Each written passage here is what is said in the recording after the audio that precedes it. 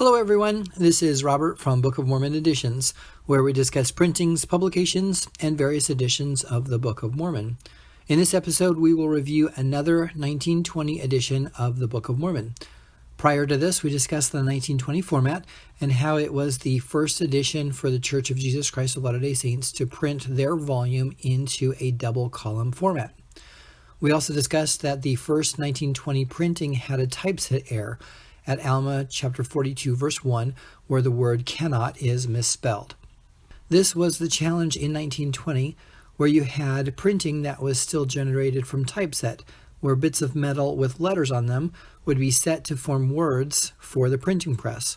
This typeset would be used to form a mold for future printing plates to be made from.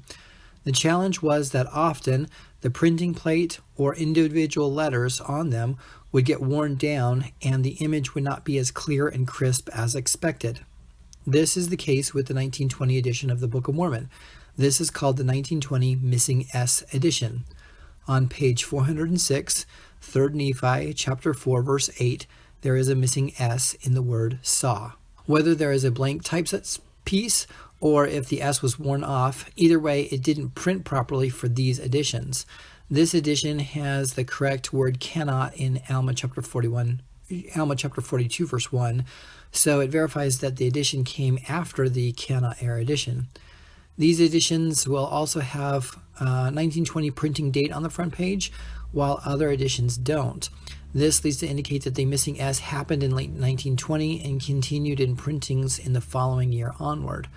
The cover is a simple dark cloth cover with a blank cover, front cover, with gold letters on the spine. So far, I've seen more editions with the missing S rather than those that do not for this time period. I guess the missing S is more interesting to collect as it's identified as a printing error edition. This missing S edition was only in the early 1920 formats, as it was corrected at least by the 1924 printing, and the copyright was renewed in 1948, where it's also printed properly. I understand that this is a pretty specific edition of the Book of Mormon. However, I'm hoping to create this video on behalf of book collectors and owners to know what they're looking for.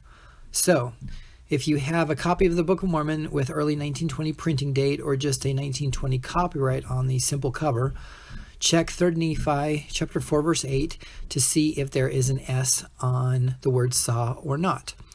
This also helps me understand that there's a difference between the message of the Book of Mormon and how it's printed.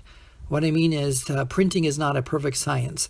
Printing plates will wear down, papers may crease and fold, cutting and trimming may be imperfect, and I'm not critical of it. In fact, it's the opposite, as printing errors bring character qualities to the printing process.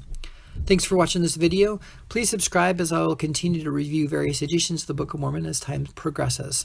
If you have a specific or unusual copy of the Book of Mormon that you'd like me to review, please contact me at bomeditions@gmail.com.